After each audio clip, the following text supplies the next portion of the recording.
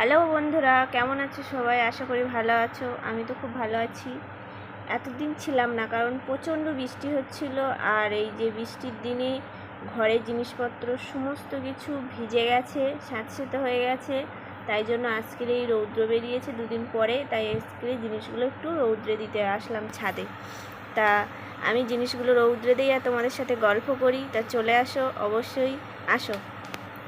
এই দেখো কত জিনিস সব বের করেছি, সব রৌদ্রে দিচ্ছি। দেখতে পাচ্ছ তোমরা সবাই। ভাদ্র মাস পড়ে গেছে, এখন এই যে সামনে পুজো। জিনিসপত্রগুলো না রৌদ্রে দিলে সব অবস্থা তো খারাপ, বুঝতে পারছো। ভিজে গেছে, জল ঘরে ভর্তি ছিল, প্রচণ্ড বৃষ্টি হয়েছে আমাদের এদিকে, প্রচণ্ড জল হয়েছে, ঘরের মধ্যে জল ছিল 2-3 দিন। তাই জিনিসপত্র সমস্ত কিছু নষ্ট হয়ে যাওয়ার মতন, ওই জন্য এই ভাদ্র মাস হয়েছে। ভাদ্র মাসে আমরা জিনিসপত্র সমস্ত কিছু রৌদ্রে দিই, রোদ খাওয়ানো হয়। তাই আজকে ছাদে এসে এগুলো সব রৌদ্রে দিচ্ছি।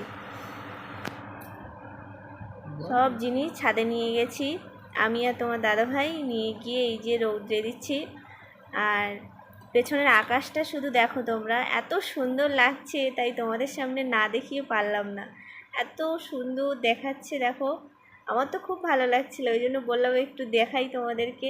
তোমাদের কেমন লাগছে অবশ্যই জানিও। আমার তো খুব ভালো লেগেছে। এই যে জিনিসপত্রগুলো দেখো এক এক করে সমস্ত কিছু।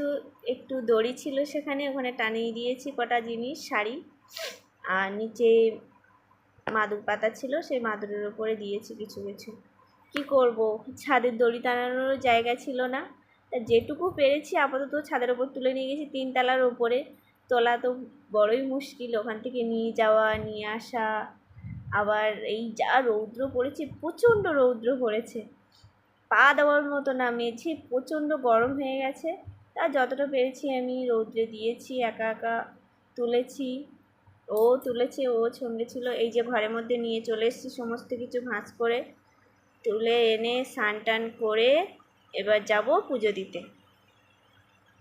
এই সমস্ত জিনিস তোলা হয়ে গেছে, এই ঘরে এনে খাটের উপরে রেখেছি। এই যে চলে আসলাম পুজো দিতে, স্নান করে পুজো দিচ্ছি।